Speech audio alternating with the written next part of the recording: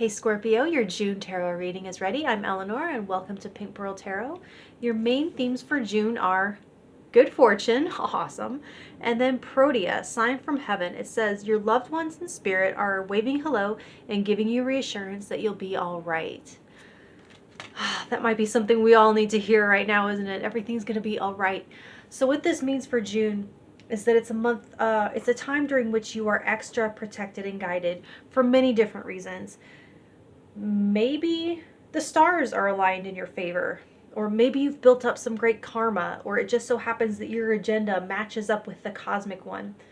Sometimes this happens leading up to a big awakening, and the universe is trying to get your attention and affirm your belief in the unseen by making it really obvious with a bunch of synchronicities that you can't explain any other way. I've seen that happen. So for what type of signs to look for to give you a heads up, you have the Chariot in reverse. This is really interesting. For one, I'm going to say you wouldn't be able to miss them. You cannot miss them because they're going to stop you in your tracks. Some of them might even be frustrating. But there's a sense I'm getting here of being kept out of harm's way, like red lights, stop signs, caution tape. But it doesn't always have to be that. It's things that personally symbolize to you the message to slow down and observe, to pause and reflect. It could be the color red, a turtle, or there's other animals that mean caution in different cultures, like snakes, crows, and foxes. Maybe there's a number sequence that always gets your attention.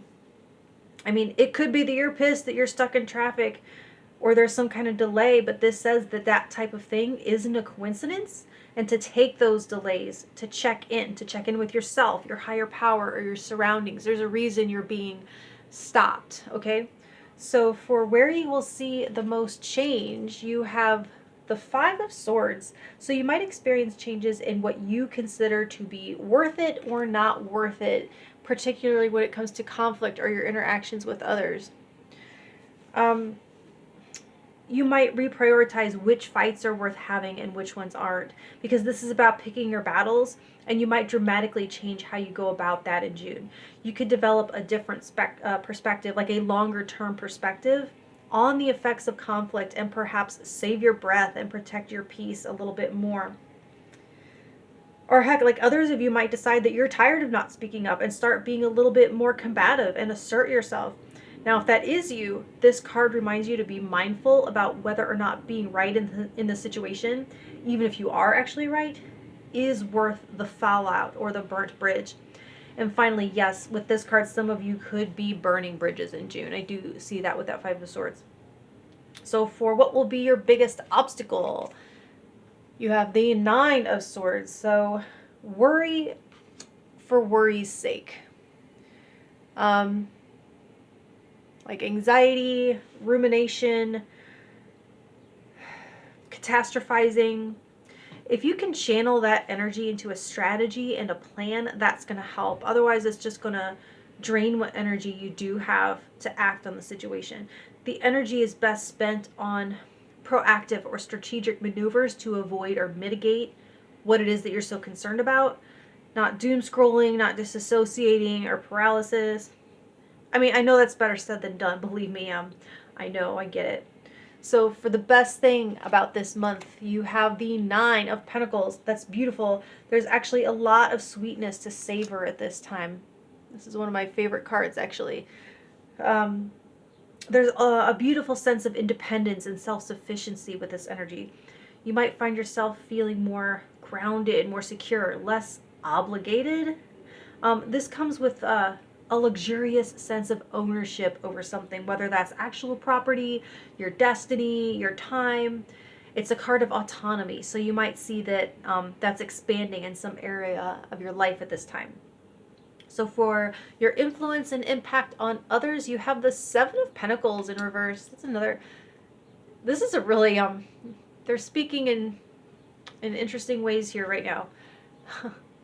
And actually, this follows perfectly with that Nine of Pentacles, because there might be a withdrawal of your investment here, where the impact is that people are getting less from you, perhaps because you're keeping more for yourself or protecting your boundaries better.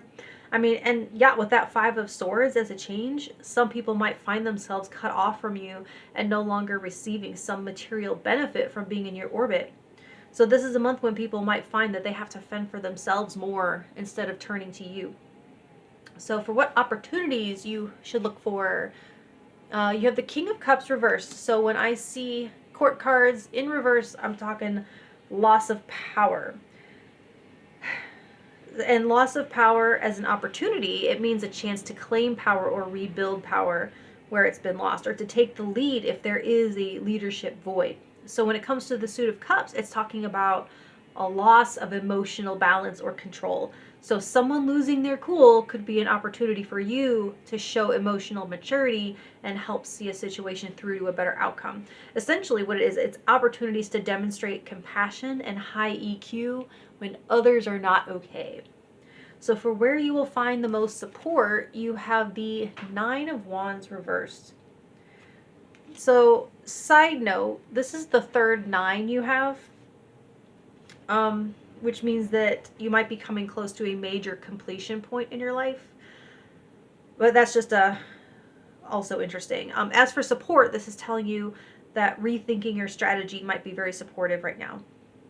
You know, I mean, they say one of the hardest things to discern is whether or not a situation calls for you to try harder to get through, or whether you're supposed to surrender and find something else.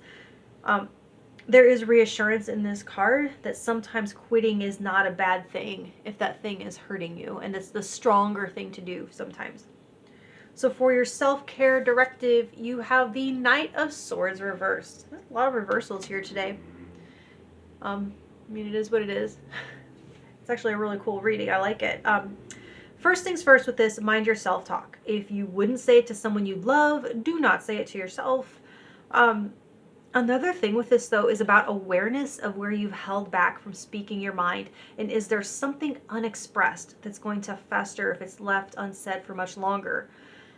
There can be a closed-mindedness with the Knight of Swords in reverse. So this might be asking you to consider if you've been rejecting information that would actually be really helpful to you.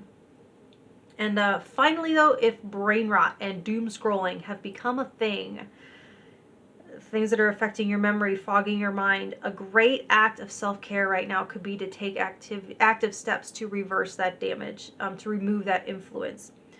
I don't know how exactly that's for an expert or a doctor, but that's what they're saying, to address ways or habits that have weakened your clarity. So that's what I have for you, Scorpio. Much love, and I'll talk to you next month. Thank you.